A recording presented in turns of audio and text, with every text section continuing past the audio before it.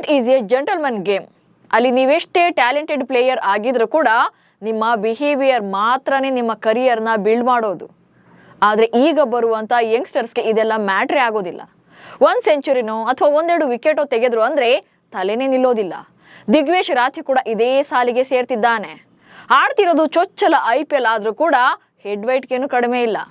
ಆತನಲ್ಲಿರುವಂಥ ಸಾಮರ್ಥ್ಯಕ್ಕೆ ಮ್ಯಾನರ್ಸ್ ಒಂದು ಆ್ಯಡ್ ಆಗಿದ್ದಿದ್ರೆ ಆತನ ಭವಿಷ್ಯ ನಿಜಕ್ಕೂ ಕೂಡ ಉಜ್ವಲವಾಗಿರ್ತಾ ಇತ್ತು. ಬಟ್ ಆಟಿಟ್ಯೂಡ್ ಹಿಂದೆ ಬಿದ್ದು ತನ್ನ ಕರಿಯರ್ನ ತಾನೇ ಹಾಳು ಮಾಡ್ಕೊಳ್ತಿದ್ದಾನೆ. ಅದೆಷ್ಟರ ಮಟ್ಟಿಗೆ ಅನ್ನೋದನ್ನ ಹೇಳ್ತೀನಿ. ನಾನು ಶಾಂತ. ನೀವು ಸುದ್ದಿಯಾನದ ಸಬ್ಸ್ಕ್ರೈಬರ್ ಆಗೋದಿಕ್ಕೆ ಮರಿಬೇಡಿ. ರಾಯಲ್ ಚಾಲೆಂಜರ್ಸ್ ಬೆಂಗಳೂರು ಹಾಗೆ ಲಕ್ನೋ ಸೂಪರ್ ಜೈಂಟ್ಸ್ ನಡುವಿನ ಪಂದ್ಯ IPL ಇತಿಹಾಸದ ಪುಟ ಸೇರಿದೆ. LSG ನೀಡಿದಂತ 228 ರನ್ಗಳ ಬೃಹತ್ ಟಾರ್ಗೆಟ್ ಬೆನ್ನಟ್ಟಿ RCB ಚರಿತ್ರೆ ಸೃಷ್ಟಿಸಿದೆ.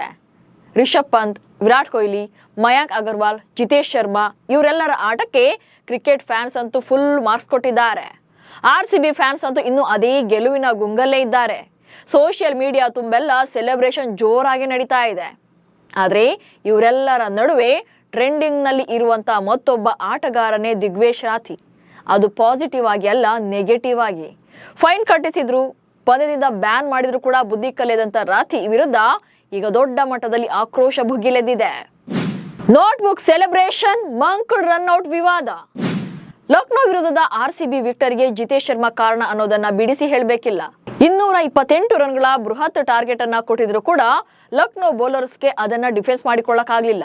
ಅದರಲ್ಲೂ ಜಿತೇಶ್ ಶರ್ಮಾ ಬ್ಯಾಟಿಂಗ್ಗೆ ಕಂಪ್ಲೀಟ್ ತಂಡ ಹೊಡೆದಿದ್ರು.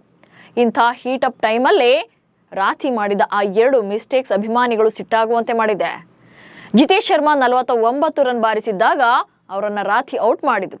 17ನೇ ಓವರ್ನ ಮೊದಲ ಎಸೆತದಲ್ಲೇ ಜಿತೇಶ್ ನೇರವಾಗಿ ಆಯುಷ್ ಬದೋನಿಗೆ ರಿವರ್ಸ್ ಸ್ವಿಫ್ಟ್ ಅನ್ನು ಮಾಡಿದ್ರು. ಈ ವೇಳೆ ಜಿತೇಶ್ ಕ್ರೀಸ್ನಲ್ಲೇ ಕುಸಿದ್ರೆ ವಿಕೆಟ್ ಬೀಳ್ತಾ ಇದ್ದಂತೆ ಅತ್ತ ರಾಥಿ ಮಾತ್ರ ಸ್ಟೈಲ್ ಆಗಿ ಪಿಚ್ ಮೇಲೆ ಬರೆದು ನೋಟ್ಬುಕ್ ಸೆಲೆಬ್ರೇಷನ್ ಮಾಡ್ತಾ ಇದ್ರು. ಬಟ್ ಅವರು ಕೊಟ್ಟ ಚೆಕ್ ಬೌನ್ಸ್ ಆಗಿದೆ ಅನ್ನೋದು ಗೊತ್ತಾಗೋಕೆ ಜಾಸ್ತಿ ಟೈಮ್ ಬೇಕಾಗ್ಲೇ ಇಲ್ಲ. ಯಾಕಂದ್ರೆ ಅದು ನೋ ಬಾಲ್ ಅಂತ ಸ್ಟೇಡಿಯಂನಲ್ಲಿ ಹಾರ್ನ್ ಸೌಂಡ್ ಆಗಿತ್ತು. ಆ ಬೌಲಿಂಗ್ ನಲ್ಲಿ ರಾಥಿ ಬ್ಯಾಕ್ ಫುಟ್ ನೋ ಬಾಲ್ ಮಾಡಿದ್ದಾರೆ ಅನ್ನೋದು ಗೊತ್ತಾಯ್ತು. ಸೊ ಫ್ರೀ ಹಿಟ್ ತಾನಾಗೆ ಸಿಕ್ತು ಜಿತೇಶ್ಗೆ. ಸೊ ನೆಕ್ಸ್ಟ್ ಈ ಬಾಲ್ ನಲ್ಲೇ 6 ಬಾರಿಸಿದಂತ ಜಿತೇಶ್ ಶರ್ಮಾ 55 ರನ್ಗಳನ್ನ ಬಾರಿಸಿ ಅರ್ಧ ಶತಕಗಳನ್ನ ಕಂಪ್ಲೀಟ್ ಮಾಡ್ಕೊಂಡಿದ್ರು. ಇನ್ನು ಇಷ್ಟಕ್ಕೆ ಸುಮ್ಮನಾಗದಂತ ರಾಥಿ ಇದೇ ಓವರ್ನಲ್ಲಿ ಜಿತೇಶ್ ರನ್ನ ಮಂಕ್ಡ್ ರನ್ಔಟ್ ಮಾಡೋಕೆ ಮುಂದಾಗಿದ್ರು.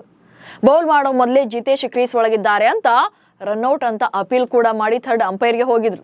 ಬಟ್ ರಾಥಿ ನಾನ್ ಸ್ಟ್ರೈಕರ್ನ ಕ್ರೀಸ್ ಒಳಗೆ ಆಲ್ರೆಡಿ ಬಂದು ಆ ನಂತರ ಬೇಲ್ಸ್ ಅನ್ನ ಫ್ಲಿಪ್ ಮಾಡಿದ್ರು. ಆದ್ರೆ ರನ್ಔಟ್ ಅಪೀಲ್ನ ಕ್ಯಾಪ್ಟನ್ ರಿಷಬ್ ಪಂತ್ ಹಿಂತೆಗೆದುಕೊಂಡ್ರು. ಹೀಗಾಗಿ ನಾಟ್ ಔಟ್ ಕೊಡ್ಲಾಯ್ತು. ಅಂದ್ರೆ ಒಂದೇ ಓವರ್ನಲ್ಲಿ ರಾಥಿ 2 ಸಲ ಶೇಪ್ ಔಟ್ ಮಾಡ್ಕೊಂಡ್ರು. ಮಂಕ್ಡ್ ರನ್ಔಟ್ ಮೋಸನ, ಬೌಲರ್ ಅಧಿಕಾರನ? ನೀವು ಮೈದಾನದಲ್ಲಿದ್ದಾಗ ಜಸ್ಟ್ ಗೆಲುವನ್ನ ನೋಡ್ತೀರಾ ಅಥವಾ ಫೇರ್ ಗೇಮ್ ಆಡ್ತೀರಾ ಅನ್ನುವಂಥ ಪ್ರಶ್ನೆ ಬರ್ಬೋದು. ಇದರಲ್ಲಿ ನಿಜವಾದ ಕ್ರೀಡಾ ಸ್ಫೂರ್ತಿ ಇರುವಂತಹ ಪ್ಲೇಯರ್ಸ್ ಸೋತ್ರು ಕೂಡ ಗೆದ್ರು ಕೂಡ ನಾವು ನ್ಯಾಯಯುತವಾಗಿ ಆಡ್ತೇವೆ ಅಂತಾರೆ. ಬಟ್ ಕೆಲವರು ಗೆಲುವು ಒಂದೇ ಮುಖ್ಯ ಅನ್ನೋರು ರಾಥಿ ತರ ಅಡ್ಡದಾರಿ ಹಿಡಿತಾರೆ. ಹೀಗಾಗಿ ಜಿತೇಶ್ ಶರ್ಮಾರನ್ನ ಮಂಕ್ಡ್ ರನ್ಔಟ್ ಮಾಡೋಕೆ ಮುಂದಾಗಿದ್ದು ರಾಥಿ. ಆಕ್ಚುಲಿ ICC ನಿಯಮದ ಪ್ರಕಾರ ಬೌಲರ್ ಚೆಂಡೆಸೆಯುವ ಮುನ್ನ ನಾನ್ ಸ್ಟ್ರೈಕ್ ನಲ್ಲಿರುವಂತಹ ಬ್ಯಾಟ್ಸ್ಮನ್ ಕ್ರೀಸ್ ಅನ್ನ ಬಿಟ್ಟು ಒಳಗಡೆ ಹೋದ್ರೆ ರನ್ಔಟ್ ಮಾಡೋಕೆ ಅವಕಾಶ ಇದೆ. 1947ರಲ್ಲಿ ಆರಂಭವಾದಂತ ಮಂಕ್ಡ್ ರನ್ಔಟ್ ಅನ್ನ 2019ರಲ್ಲಿ ಅಧಿಕೃತಗೊಳಿಸಲಾಗಿದೆ. ಅಂದ್ರೆ ಮಂಕ್ಡ್ ರನ್ಔಟ್ ಅನ್ನ ಕಾನೂನುಬದ್ಧ ಅಂತ ಹೇಳಲಾಗಿದೆ. ಸೊ ಬೌಲರ್ ಈ ರೀತಿ ಔಟ್ ಮಾಡಿದಾಗ ಅದನ್ನ ಔಟ್ ಅಂತಲೇ ಕೊಡ್ತಾರೆ. ಆದ್ರೆ ಬೌಲರ್ ಅದೇ ಕ್ರೀಸ್ ಅನ್ನ ದಾಟಿದ್ರೆ ಅದು ನೋ ಬಾಲ್ ಆಗುತ್ತೆ. ಇಲ್ಲ ಸೈಡ್ ಲೈನ್ ಮೇಲೆ ಕಾಲಿಟ್ರು ಕೂಡ ಅದನ್ನ ನೋ ಬಾಲ್ ನೀಡಲಾಗುತ್ತೆ. ಇಲ್ಲಿ ಜಿತೇಶ್ ನಾಟ್ ಔಟ್ ಆಗೋಕೆ ಕಾರಣ ಕೂಡ ಇದೆ. ಬೌಲರ್ ತನ್ನ ಬೌಲಿಂಗ್ ಆಕ್ಷನ್ ಅನ್ನ ಪೂರ್ಣಗೊಳಿಸಿ ಪಾಪಿಂಗ್ ಕ್ರೀಸ್ ದಾಟಿದ ನಂತರ ನಾನ್ ಸ್ಟ್ರೈಕರ್ನ ರನ್ಔಟ್ ಅಂತ ಮಾಡೋ ಹಾಗಿಲ್ಲ. ಇತ್ತ ದಿಗ್ವೇಶ್ ರಾಥಿ ತನ್ನ ಮುಂದಿನ ಪಾದವನ್ನ ಕ್ರೀಸ್ ಮೇಲಿಟ್ಟು ಬೌಲಿಂಗ್ ಆಕ್ಷನ್ ಅನ್ನ ತೋರಿಸಿ ಹಿಂತಿರುಗಿ ರನ್ಔಟ್ ಮಾಡಿದ್ರು. ಹೀಗಾಗಿ 3ನೇ ಅಂಪೈರ್ ಇದನ್ನ ನಾಟ್ ಔಟ್ ಅಂತ ಪರಿಗಣಿಸಿದ್ರು. 9.37 ಲಕ್ಷ ರು ದಂಡ, 1 ಪಂದ್ಯ ಬ್ಯಾನ್ ಆದ್ರೂ ಬುದ್ಧಿ ಬಂದಿಲ್ಲ. 2025ರ IPLಗೂ ಮುನ್ನ ಈ ದಿಗ್ವೇಶ್ ರಾಥಿ ಯಾರು ಅನ್ನೋದೇ ಯಾರಿಗೂ ಗೊತ್ತಿರಲಿಲ್ಲ. ಈ ಸೀಸನ್ಗೂ ಮುನ್ನ ಲಕ್ನೋ ಫ್ರಾಂಚೈಸಿ ಅವರನ್ನ 30 ಲಕ್ಷ ರೂಪಾಯಿಗೆ ಖರೀದಿ ಮಾಡಿತ್ತು. ಮಿಸ್ಟ್ರಿ ಸ್ಪಿನ್ನರ್ ಆಗಿರುವಂತ ರಾಥಿ ಬೌಲಿಂಗ್ ನಲ್ಲಿ ತುಂಬಾನೇ ಇಂಪ್ರೆಸಿವ್ ಆಗಿದ್ದಾರೆ. ಅದ್ಭುತ ಪ್ರದರ್ಶನಗಳನ್ನ ನೀಡ್ತಿದ್ದಾರೆ. ಬಟ್ ಈ ಸೀಸನ್ ಅಲ್ಲಿ ರಾಥಿ ಸೌಂಡ್ ಮಾಡಿದ್ದೇ ನೋಟ್ಬುಕ್ ಸೆಲೆಬ್ರೇಷನ್ ಮೂಲಕ. ಮಿಸ್ಟ್ರಿ ಬೌಲರ್ ಆಗಿರುವಂತ ರಾಥಿ ವಿಕೆಟ್ ತೆಗೆದಾಗ್ಲೆಲ್ಲ ಕೈ ಮೇಲೆ ಬರೆದುಕೊಳ್ಳೋ ಮೂಲಕ ನೋಟ್ಬುಕ್ ಸೆಲೆಬ್ರೇಷನ್ ಅನ್ನ ಮಾಡ್ತಾ ಇದ್ರು. ಪಂಜಾಬ್ ಕಿಂಗ್ಸ್ ವಿರುದ್ಧದ ಪಂದ್ಯದಲ್ಲಿ ಪ್ರಿಯಾಂಶ್ ಆರ್ಯ ಅವರನ್ನ ಔಟ್ ಮಾಡಿದ ಬಳಿಕ ರಾಥಿ ನೋಟ್ಬುಕ್ ಸೆಲೆಬ್ರೇಷನ್ ಒಂದಿಗೆ ಬ್ಯಾಟರ್ನ ಕೆಣಕಿದ್ರು. ಇದಾದ ಬಳಿಕ ಮುಂಬೈ ಇಂಡಿಯನ್ಸ್ ವಿರುದ್ಧದ ಪಂದ್ಯದಲ್ಲೂ ಕೂಡ ನಮನ್ ಧೀರ್ ಅವರನ್ನ ಕ್ಲೀನ್ ಬೋಲ್ಡ್ ಮಾಡಿ ನೋಟ್ಬುಕ್ ಸೆಲೆಬ್ರೇಷನ್ ಮಾಡಿದ್ರು. ಸೊ ಈ ಎರಡು ತಪ್ಪುಗಳಿಗಾಗಿ ದಿಗ್ವೇಶ್ಗೆ ಪಂದ್ಯ ಶುಲ್ಕದ 75% ದಂಡ ವಿಧಿಸಲಾಗಿತ್ತು.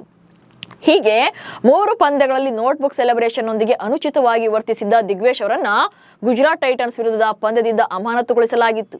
ಅದಕ್ಕೂ ಮುಂದೆ ನಡೆದಿದ್ದಂತ SRH ವಿರುದ್ಧದ ಪಂದ್ಯದಲ್ಲೂ ಕೂಡ ಅಭಿಷೇಕ್ ಶರ್ಮಾ ಜೊತೆ ಹೀಗೆಯೇ ಅನುಚಿತವಾಗಿ ವರ್ತಿಸಿದ್ರು. ಆದ್ರೆ ಒಂದು ಪಂದ್ಯ ಬ್ಯಾನ್ ಆಗಿ RCB ವಿರುದ್ಧದ ಪಂದ್ಯಕ್ಕೆ ಕಮ್ ಬ್ಯಾಕ್ ಮಾಡಿದ್ರು ಕೂಡ ಬದಲಾಗ್ಲೇ ಇಲ್ಲ. ಸೊ ಈ ಮ್ಯಾಚ್ ಅಲ್ಲಿ ರಾಥಿ ಬಿಹೇವಿಯರ್ ಹೇಗಿರುತ್ತೆ ಅನ್ನೋದು ಎಲ್ಲರ ಕುತೂಹಲಕ್ಕೆ ಕಾರಣ ಆಗಿತ್ತು.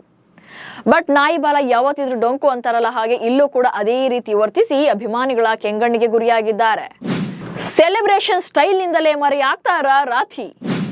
ದಿಗ್ವೇಶ್ ರಾಥಿ ಒಬ್ಬ ಅದ್ಭುತ ಮಿಸ್ಟ್ರಿ ಸ್ಪಿನ್ನರ್. ಆತನಲ್ಲಿರುವಂತಹ ಟ್ಯಾಲೆಂಟ್ಗೆ ನಿಜಕ್ಕೂ ಸಲಾಂ ಹೇಳಲೇಬೇಕು. ಬಟ್ ಪ್ರತಿಭೆ ಜೊತೆ ಸಂಸ್ಕಾರ ಕೂಡ ಬೇಕಾಗುತ್ತೆ. ಕ್ರಿಕೆಟ್ ನಲ್ಲಿ ಭದ್ರವಾಗಿ ನೆಲೆ ಯೂರ್ಬೇಕು ಅಂದ್ರೆ ಆಟಿಟ್ಯೂಡ್ ಬಿಡ್ಬೇಕಾಗುತ್ತೆ. ಈಗ ನೋಡಿ, ಕ್ರಿಕೆಟ್ ಜಗತ್ತು ಕಂಡಂತ ಲೆಜೆಂಡರಿ ಪ್ಲೇಯರ್ಸ್ ಈಗಲೂ ಕೂಡ ಡೌನ್ ಟು ಅರ್ತ್ ಇದ್ದಾರೆ. ಜೂನಿಯರ್ ಪ್ಲೇಯರ್ಸ್ ತಮ್ಮ ಎದುರಿಗೆ ಇದ್ರೆ ಅದೇ ಗೌರವದಿಂದ ನಡ್ಕೊಳ್ತಾರೆ. ಇದೇ ಕಾರಣಕ್ಕೆ ಸಚಿನ್, ಧೋನಿ, ರೋಹಿತ್ ಶರ್ಮಾ, ವಿರಾಟ್ ಕೊಹ್ಲಿ, ರಾಹುಲ್ ದ್ರಾವಿಡ್ ಇವರೆಲ್ಲ ಕ್ರಿಕೆಟ್ ಜಗತ್ತಿನ ಇನ್ಸ್ಪಿರೇಷನ್ ಆಗಿದ್ದಾರೆ. ಯಾಕಂದ್ರೆ ಇವರೆಲ್ಲ ಕ್ರಿಕೆಟ್ನೇ ದೇವರು ಅನ್ಕೊಂಡವರು, ನಿಯಮಗಳನ್ನ ಚಾಚೂ ತಪ್ಪದೆ ಪಾಲಿಸಿದವರು. ಅದರಲ್ಲೂ ಸಚಿನ್ ತೆಂಡೂಲ್ಕರ್ನಂತೂ ಎಲ್ಲರೂ ಕ್ರಿಕೆಟ್ ದೇವರು ಅಂತ ಕರೆದ್ರೆ ಆ ದೇವರಿಗೆ ದೇವರು ಕ್ರಿಕೆಟ್ನ ಯಾವತ್ತೂ ಕೂಡ ಅವರು ಆಟವಾಗಿ ನೋಡೇ ಇರಲಿಲ್ಲ. ಆರಾಧಿಸ್ತಾ ಇದ್ರು, ಗೌರವಿಸ್ತಾ ಇದ್ರು, ಪ್ರೀತಿಸ್ತಾ ಇದ್ರು, ತಲೆಬಾಗಿ ಶರಣಾಗಿ ತಮ್ಮನ್ನೇ ತಾವು ಅರ್ಪಿಸಿಕೊಂಡಿದ್ರು. ಇದೇ ಕಾರಣಕ್ಕೆ ಕ್ರಿಕೆಟ್ನ ದೇವರೆಂದು ನಂಬಿದಂತ ಸಚಿನ್ ತಾವೇ ಕ್ರಿಕೆಟ್ ದೇವರಾದ್ರು. ಇದನ್ನ ಹರ್ಷ ಭೋಗ್ಲೆ ಕೂಡ ಸಾಕಷ್ಟು ಸಲ ಹೇಳಿದ್ದಾರೆ. ಡೆಡಿಕೇಶನ್ ಎಷ್ಟು ಇಂಪಾರ್ಟೆಂಟ್ ಅನ್ನೋದು ಇಲ್ಲೇ ಗೊತ್ತಾಗುತ್ತೆ. ಆದ್ರೆ ರಾಥಿ ಮಾತ್ರ ಈ ವಿಚಾರದಲ್ಲಿ ಎಡುತ್ತಾನೆ ಇದ್ದಾರೆ. ಡೇ ಬೈ ಡೇ ಬ್ಯಾಡ್ ಆಗಿಯೇ ತಮ್ಮನ್ನ ತಾವು ಪ್ರೊಜೆಕ್ಟ್ ಮಾಡ್ಕೊಳ್ತಿದ್ದಾರೆ.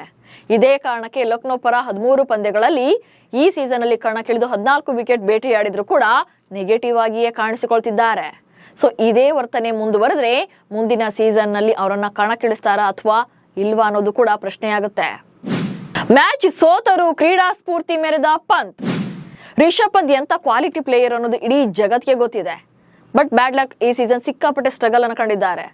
ಆದ್ರೂ last but not the least ಎನ್ನುವಂತೆ RCB ವಿರುದ್ಧದ ಪಂದ್ಯದಲ್ಲಿ ಭರ್ಜರಿ ಶತಕ ಸಿಡಿಸಿ ಮಿಂಚಿದ್ರು. ಜೊತೆಗೆ ಪಿಚ್ ನಲ್ಲಿ ಬ್ಯಾಕ್ ಫ್ಲಿಪ್ ಹೊಡೆದು ಸೆಲೆಬ್ರೇಟ್ ಕೂಡ ಮಾಡಿದ್ರು. ರಿಷಬ್ ಪಂತ್ ಫಾರ್ಮ್ಗೆ ಬಂದಿದ್ದು ಎಲ್ರಿಗೂ ಖುಷಿನೇ. ಹಾಗೆ ಇನ್ನೊಂದು ವಿಚಾರ ಅಂದ್ರೆ, ಜಿತೇಶ್ ಶರ್ಮಾರನ್ನ ಮಂಕಡ್ ರನ್ಔಟ್ ಮಾಡೋಕೆ ರಾಥಿ ಅಪೀಲ್ ಮಾಡಿದಾಗ ಪಂತ್ ಅದನ್ನ ವಾಪಸ್ ಪಡೆದು ಕ್ರೀಡಾ ಸ್ಫೂರ್ತಿಯನ್ನ ಮೆರೆದ್ರು. ಹಾಗೆ ತಾವು ಸೋಲೋ ಹಂತದಲ್ಲೂ ಇದ್ದೇವೆ ಅಂದಾಗ್ಲೂ ಕೂಡ ನಗು ನಗುತ್ತಲೇ ಹ್ಯಾಂಡಲ್ ಮಾಡಿದ್ರು. ಇದೇ ಕಾರಣಕ್ಕೆ ಪಂತ್ ಬಡೆ ಸೋದ್ರು ಕೂಡ ಪಂತ್ ಹೀರೋ ಆಗಿದ್ದಾರೆ. ಒಟ್ನಲ್ಲಿ ಪಂತ್ ಇಲ್ಲಿ ಸೋತು ಗೆದ್ರೆ ರಾಥಿ ಗೆದ್ದು ಸೋತಿದ್ದಾರೆ. ಇನ್ನಾದ್ರೂ ದಿಗ್ವೇಶ್ ರಾಥಿ BCCIನ ನಿಯಮಗಳನ್ನ ಗಂಭೀರವಾಗಿ ಪರಿಗಣಿಸಬೇಕು. ಹಾಗೆ ಚಾಚು ತಪ್ಪದೆ ಇನ್ನ ಮುಂದಿನ ಪಂದ್ಯಗಳಲ್ಲಾದ್ರೂ ಕೂಡ ಪಾಲಿಸಲೇಬೇಕು. ಎದುರಾಳಿ ತಂಡದ ಆಟಗಾರರಿಗೆ ಗೌರವ ಕೊಡೋದನ್ನ ಮೊದಲು ಕಲಿಬೇಕು. ಸೋಷಿಯಲ್ ಮೀಡಿಯಾಗಳಲ್ಲಿನ ಟ್ರೋಲ್, ಬ್ಯಾನ್ ಟ್ರೆಂಡ್ ಎಫೆಕ್ಟ್ ಆಗೋ ಮುನ್ನವೇ ಎಚ್ಚೆತ್ತುಕೊಳ್ಳಲೇಬೇಕಿದೆ. ಇಲ್ಲದೆ ಇದ್ರೆ ಈ ಸೀಸನ್ ಮೂಲಕವೇ IPLಗೆ ಕಾಲಿಟ್ಟವರು ನೆಕ್ಸ್ಟ್ ಸೀಸನ್ಗೆ ಮರೆಯಾದ್ರೂ ಕೂಡ ಅಚ್ಚರಿ ಪಡಬೇಕಿಲ್ಲ. ಯಾಕಂದ್ರೆ ಈ ತರ ಮೆರೆದವರೆಲ್ಲ ರಾತ್ರೋರಾತ್ರಿ ಹೇಳ ಹೆಸರಿಲ್ಲದಂತಾಗಿದ್ದಾರೆ. ಸೊ ನಿಮ್ಗೂ ಕೂಡ ರಾಥಿ ವರ್ತನೆ ಅತಿರೇಕ ಅನಿಸಿದ್ರೆ ಕಮೆಂಟ್ಸ್ ಮೂಲಕ ತಿಳಿಸಿ. ಹಾಗೆ ಸುದ್ದಿಯನ್ನ ಫಾಲೋ ಮಾಡಿ. ನಮಸ್ಕಾರ.